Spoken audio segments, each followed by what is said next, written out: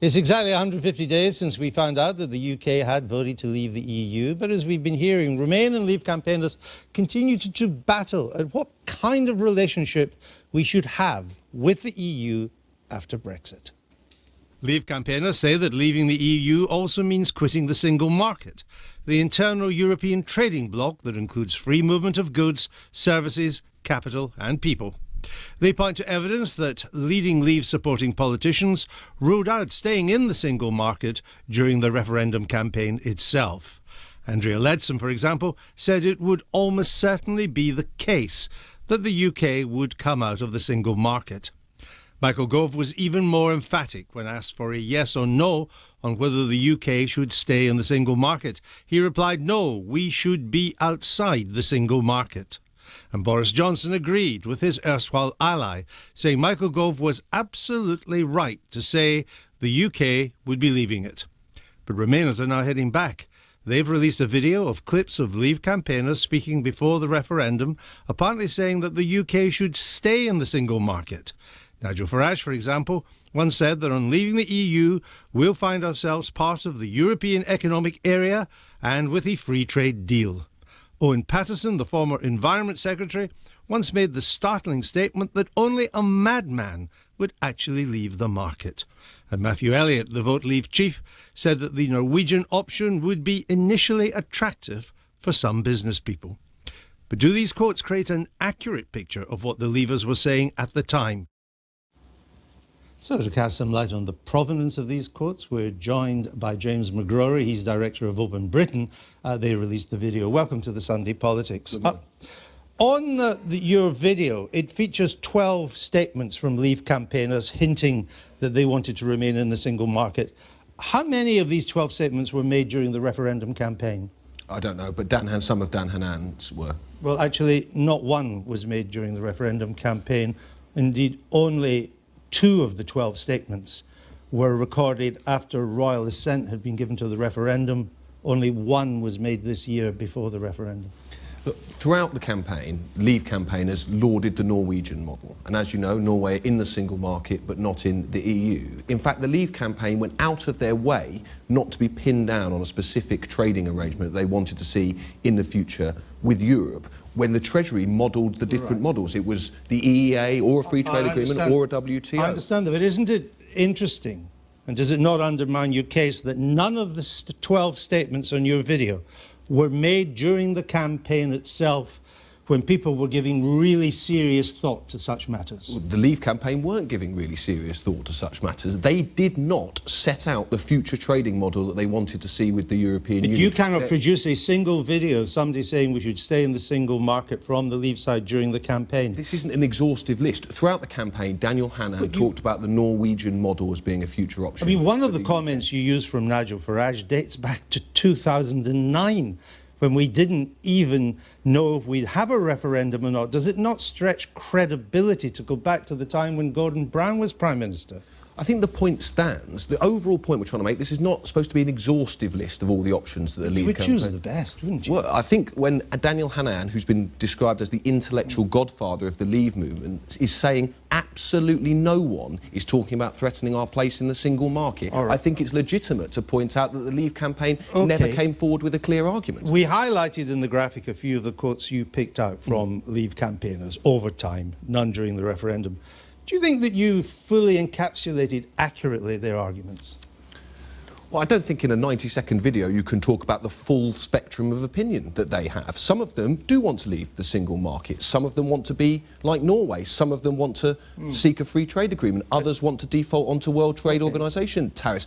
What I'm saying is there is a massive spectrum of opinion, even within the Leave campaign. I understand, but what I was asking was whether you have portrayed them accurately. So let's have a listen to the clip that you used on Owen Paterson first. Only a madman would actually leave the market. This is what he then went on to say after saying only a madman would leave the market. Only a madman would actually leave the market. It's not the EU, which is a political organisation, delivering the prosperity and buying our goods. It's the market, it's the members of the market, and we will carry on trading with the market. I mean, are we really suggesting that the 5th largest economy in the world is not to come to a satisfactory trading arrangement with the EU? Are we going to be like Sudan and North Korea? I mean, it's ludicrous, this idea that we're going to leap off a cliff into a dark space. We will carry on trading. So what he meant when he said only a madman would leave the market was not leaving membership, which is your implication, but that we would, of course, continue to trade. We would continue to have access. Any country in the world can have access. What the Leave campaign has suggested is that our trade would continue uninterrupted. In fact, they're still at it today. David Davis used the phrase uninterrupted at the dispatch box recently. But you misrepresented him, didn't you, by saying only a madman would leave the single market, then stopped it there, because he goes on to say that, of course, we won't leave in the sense of continuing to have access. I don't think he was talking about access. He's there talking about membership. He doesn't use the word membership at all. He talks about we're going to carry on trading with it. We won't leap off. We'll carry on trading. Anybody can trade with the EU. It's the terms on which you trade that's important. And Leave campaigners, and Patterson is a classic example of this, suggest that we can trade completely as we do now. The government are saying we can trade without bureaucratic impediments and tariff-free. That's what the government will make up their mind. Let's listen to the clip that you used of Matthew Elliott. He was the chief executive of Vote Leave. This is what you had him say. When it comes to the Norwegian option, the EEA option, I think that it might be initially attractive for some business people.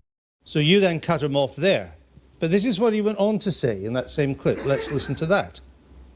When it comes to the Norwegian option, the EEA option, I think that it might be initially attractive for some business people, but then again for voters who are increasingly concerned about migration in the EU, they'd be very concerned that it allows free movement of people to continue. Again, you misrepresented him, didn't you? He said the Norwegian model has attractions, but there are real problems if it involves free movement of people, which it does. But you cut that bit out. I challenge anyone to represent them accurately because they took such a range of opinions. I don't know what we're supposed to do. Some of them you're said... misrepresenting. That's what you're doing. He there is saying that the Norwegian option is attractive to business. I understand why it is. But he then says, but it might not be attractive to voters. People would be concerned if it allowed free movement of people. You took that out. And you're suggesting this is somehow a definitive position that we're now going to have to take... No, I'm just suggesting that you're distorting. Let's see what Nigel Farage said. This is what you had Mr Farage saying. On D+1, we'll find ourselves part of the European Economic Area and with a free trade deal. And this is what he then went on to say in that same clip that you didn't run. There is absolutely nothing to fear in terms of trade from leaving the European Union, because on D+1 we'll find ourselves part of the European Economic Area and with a free trade deal. And we should use our membership of the EEA as a holding position from which we can negotiate as the European Union's biggest export market in the world, as good a deal. My goodness me, if Switzerland can have one, we can have an even better one. So there again, he says not that we should stay in the single market as a member, but that we stay in the EEA as a transition until we negotiate something. I mean, the whole clip is online. How did you think you would get away with this distortion? It's not a distortion. The whole point of the clip is to point out, or the clips, is to point out they don't have a definitive position. He's there arguing for membership of the single market. No, he's not. No, for he's a transitional period.